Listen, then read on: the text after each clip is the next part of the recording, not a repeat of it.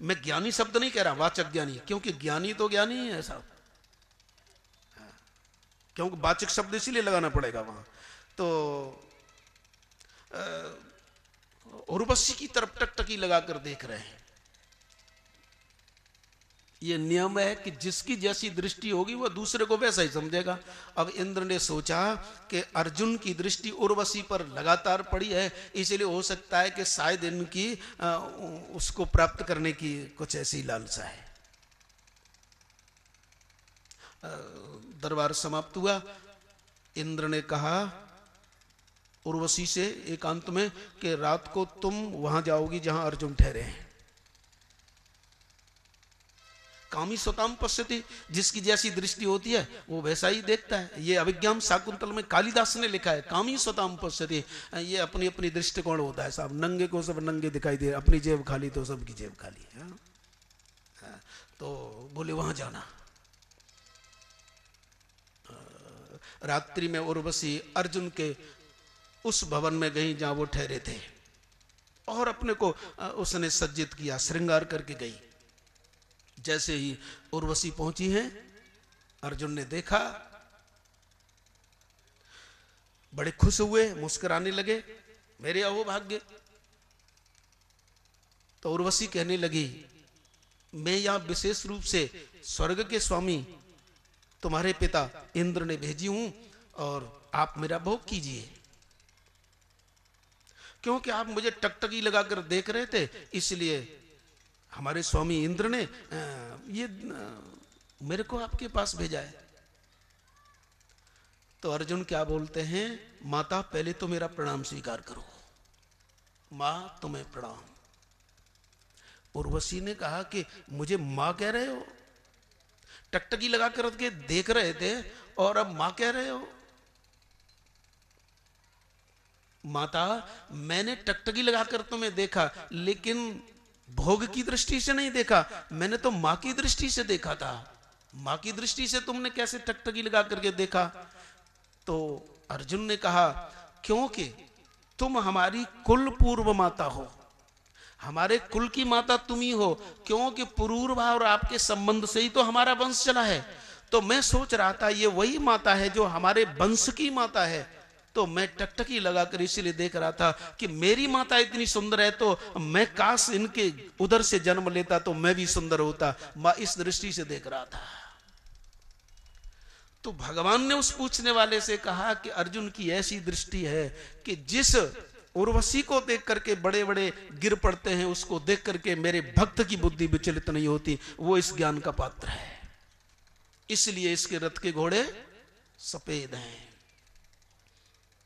तथा श्वेतैर महति, तथा श्वेतैर हैरुक्ते महत् सन्दने स्थितो।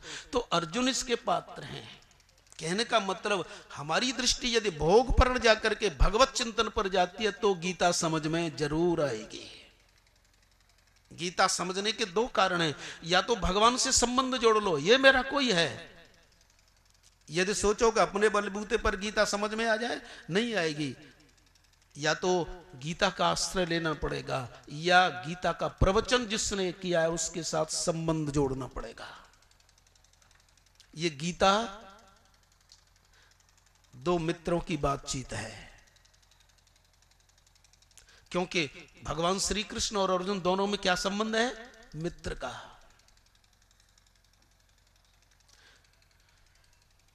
मित्र मित्र का संबंध है, सखा भाव होता है ना। तो पहले हम भगवान से संबंध जोड़े, और अर्जुन इसके अधिकारी हैं। क्योंकि अब आप देखिए, ततः श्वेतैर हयैर युक्ते, इसके बाद क्या हुआ कि श्वेत यानी सफेद रंग के जो घोड़े हैं, और वह जिस रथ में जुड़े हैं वो रथ कैसा है? महति। क्या कमाल कर दिया है साहब। अच्छा, एक बात विचार करो, जिसमें 11 घोड़े जुड़े हों वो बड़ा होगा कि 4 घोड़े जुड़े हों वो बड़ा होगा? ये तो निश्चित है कि 11 घोड़े जिसमें जुड़े हों वो बड़ा होगा। लेकिन यहां कह रहे हैं कि अर्जुन के रथ में 4 घोड़े हैं, लेकिन वो बहुत बड़ा रथ है। ये तो गड़बड़ हो गई, ये क्या ऐसे ही तो नहीं लिख दिया। ध्यान अपना वही रखना कि अर्जुन पात्र हैं गीता के, और ऐसे हम हो जाएं तो गीता के हम भी पात्र हैं। तो हमारे शरीर रूपी रथ में 11 घोड़े हैं, लेकिन वो बड़ा रथ नहीं है। और अर्जुन के उस रथ में 4 घोड़े जुड़े हैं, लेकिन सफेद रंग के घोड़े हैं। दृष्टि विषयों पर नहीं जाती, इसलिए बड़ा है। और बड़ा क्यों है, उसे महत क्यों कहा, बड़ा क्यों कहा? बड़ा इसलिए कहा कि हमारे रथ में तो देखना, हमारे रथ में भी कोई बैठा है। एक तो जीवात्मा स्वयं, उसका रथ है, और जीवात्मा स्वयं बैठने के साथ साथ भोगों को लेकर के और बैठा है कि आज ये तो मेरे को भोग मिला, कल और वो मैं भोगूंगा। इदमद्य मया लब्धम इमं प्राप्स्ये मनोरथम, ये तो मुझे मिल गया है, कल ये मिल जाएगा, मेरे बराबर कौन। तो हमारे रथ में भी 2 चीज बैठी हैं। एक तो जीवात्मा स्वयं बैठा है, और दूसरे जीवात्मा भोग चिंतन लेकर के बैठा है। लेकिन अर्जुन का रथ बड़ा क्यों है? क्योंकि अर्जुन के रथ में भगवान भी बैठे हैं, और भगवान का श्रेष्ठ भक्त भी बैठा है। और यही नहीं साहब, 2-2 बैठे हैं, 2-2 भक्त बैठे हैं। एक की तो बात ही छोड़ दो, एक की तो बात ही छोड़ दो। कौन सा 14वां श्लोक, बात ही छोड़ दो।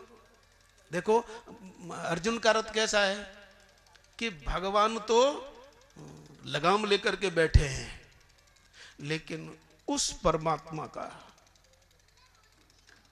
श्रेष्ठ भक्त हनुमान भी बैठे हैं। कपिध्वज, अर्जुन के रथ पर जो पताका थी ना, उस पताका को नीचे बैठ करके संभाले थे हनुमान। हनुमान भगवत भक्त हैं, उनकी दृष्टि में राम और कृष्ण में कोई अंतर नहीं है।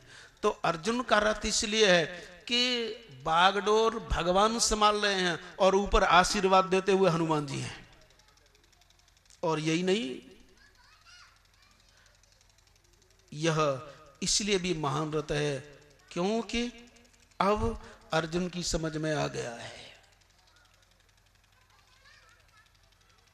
जैसे कि पूर्व में संकेत किया कि हमारा शरीर ही रथ है, इंद्रियां घोड़े हैं, और मन लगाम है, और सारथी कौन है? उपनिषद मंत्र गाते हैं कि शरीर रथ है, इंद्रियां घोड़े हैं, मन लगाम है, और बुद्धि सारथी है। ये तो उपनिषदों का मंत्र है। लेकिन इस अर्जुन के आप बड़प्पन को देखें कि उनका जो रथ है वो कितना दिव्य है। क्योंकि महत्व के साथ साथ दिव्य रत्न, दिव्य शब्द भी है इसमें। दूसरे चरण में माधव पांडव सैव दिव्यौ, दिव्य रथ है साहब। तो इतना दिव्य है कि अर्जुन ने अपने घोड़ों की लगाम किसको सौंप दी है? भगवान को। और लगाम क्या है? बोले मन प्रग्रवमेव च, मन ही लगाम है। तो मन लगाम है। तो अर्जुन इतने बड़े कृपा पात्र भगवान के हैं कि उन्होंने अपने इंद्रिय रूपी घोड़ों की मन रूपी लगाम भगवान के हाथ में सौंप दी है। अर्जुन से किसी ने पूछा कि बुद्धि को क्यों नहीं सौंपी? सारथी तो बुद्धि है ना, बुद्धिम तो सारथिम विद्धि। उपनिषद कहते हैं कि सारथी बुद्धि है। तो अर्जुन से किसी ने पूछा कि बुद्धि को आप लगाम सौंप देते? तो अर्जुन सोचने लगा कि बड़े बड़ों की बुद्धि समय पर धोखा दे जाती है। मैं मति भोरी, कभी कभी बड़े बड़ों की बुद्धि भी चकरा जाती है, औरों की तो बात क्या साहब। बुद्धि गड़बड़ हो जाती है ना बड़े बड़ों की। बोले कि ये बुद्धि भी कब धोखा दे जाए ये कोई पता नहीं। ये कथा आती है साहब, नारद जी को रास्ते में चलते समय एक स्त्री मिली। ये समझने के लिए ये समझो, एक स्त्री मिली, मेरे साथ विवाह कर लो। नारद जी मेरे साथ विवाह कर लो, तुम बड़े परेशान हुए थे कि जब तब कछु न हो ते काला, मेरे साथ विवाह कर लो। नारद जी ने पूछा कि तुम्हारा नाम क्या है, नाम बताओ। बोले मेरा नाम बुद्धि है। बोले मैं नहीं करूंगा। बुद्धि स्त्री नारद जी को मिली। नारद जी ने कहा मैं विवाह नहीं करूंगा। बोले क्यों? बोले तेरा कोई भरोसा नहीं, कब समय पर धोखा दे जाए। और आप जानते हैं कभी कभी ऐसा मौका आता है, अरे मेरी बुद्धि ने काम नहीं किया। हाँ कहते हैं ना, कहते हैं। तो बुद्धि रूपी स्त्री आती है, नारद जी से कहती है मेरे साथ विवाह कर लो। नारद जी कहते हैं मुझे पता नहीं कब धोखा दे जाओ, इसलिए मैं तुम्हारे साथ विवाह नहीं करता। आगे बढ़ गए साहब। एक स्त्री और मिली, मेरे साथ कर लो विवाह। बोले क्या नाम है तुम्हारा? बोले लक्ष्मी। बोले माता? बोले आज तो तू माता कह रहा, और उस समय जो विश्व मोहिनी थी। बोले कुछ भी हो, लेकिन मैं विवाह नहीं करूंगा। क्यों नहीं करोगे? बोले तुम्हारा भाई कोई ठिकाना नहीं, स्थिर कहां रह पाती हो। बुद्धि को मना कर दिया, तुम भी विचलित हो जाती हो। लक्ष्मी को मना कर दिया, आप स्थिर नहीं रह पाती। एक स्त्री और आरोग्य मिली। बोले कि आप विवाह करना है तो मेरे साथ कर लो। बोले कि क्या नाम है तुम्हारा? बोले धृति। बोले तुम्हारे साथ कर लेता हूं। धृति तुम्हारे साथ विवाह कर लेता हूं। तो धृति ने कहा कि बुद्धि के साथ तुमने विवाह किया नहीं, लक्ष्मी के साथ तुमने विवाह करना मंजूर नहीं किया, मुझे धृति के साथ क्यों कर रहे हो? बोले धृति का मतलब धैर्य है। धैर्य ये एक ऐसी वस्तु है जो हमें विपत्ति में भी बुद्धि ठीक रखने के लिए बाध्य करती है, इसलिए धृति के साथ मैं विवाह करता हूं। तो धृति, तो मानो अर्जुन कह रहे हैं कि बुद्धि को मैं लगाम सौंप दूं तो बुद्धि विचलित हो जाए, कब पता नहीं। इसलिए मैंने तो अपने मन की लगाम बुद्धि को भी जो शुद्ध करता है उसको दे दिया है। अब गायत्री मंत्र पढ़ते हैं तो क्या है उसका प्रयोजन? बोले वह परमात्मा हमारी बुद्धि में सत प्रेरणा प्रदान करे, धीमहि धियो यो नः प्रचोदयात्, हमारी बुद्धि को ठीक रखे। तो अर्जुन कहते हैं मैं बुद्धि को लगाम नहीं दूंगा, क्योंकि बुद्धि समय पर धोखा देती है, इसलिए बुद्धि को भी जो प्रेरणा देता है उसको अपनी लगाम सौंपूंगा। और आपको एक आश्चर्य की बात बताएं, समझदार जो लोग होते हैं दो कोई लगाम सौंपते हैं। जो समझदार है उनकी बात कर रहे हैं, चालाक है उनकी बात नहीं कर रहे हम साहब। जो समझदार है, चतुर है, दो लोग होते हैं, एक तो चालाक एक चतुर। चालाक वो होता है अपना काम बना लेगा, दूसरे का बने बने न बने, लेकिन चतुर उसे कहते हैं अपना भी काम बनाए और दूसरे का भी। तो जो चतुर लोग होते हैं वो अपने रथ की बागडोर दो को ही देते हैं। किसको देते हैं? या तो भगवान को देते हैं, जीवन का मैंने सौंप दिया सब भार तुम्हारे हाथों में। फिर आगे क्या है? उद्धार तुम्हारे हाथों में, कुछ ऐसा ही है। जीवन का मैंने सौंप दिया सब भार तुम्हारे हाथों में, उद्धार पतन अब मेरा है भगवान तुम्हारे। तो एक तो ऐसे जो भगवान को अपना लगाम सौंपते हैं, और एक ऐसे हैं बोले भगवान से भी जो बड़ा है उसको लगाम सौंप दो। लो साहब ये और ज्यादा चतुर आ गया।